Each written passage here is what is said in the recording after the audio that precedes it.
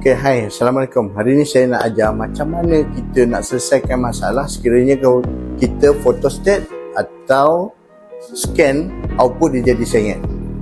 Okay, stay tune.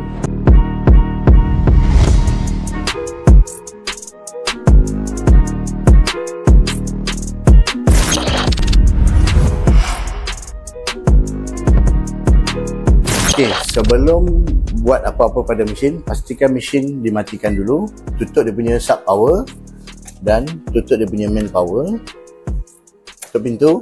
Okay, dengan menggunakan dua tangan macam ni, pegang di bawah ni, so kita angkat sikit, macam tu je. Okay, itu adalah kita namakan sebagai jack scanner, sebab di sini tak ada arm, so kadang-kadang dia boleh jatuh. That's all. Okay, sekian mencetak tanpa batasan.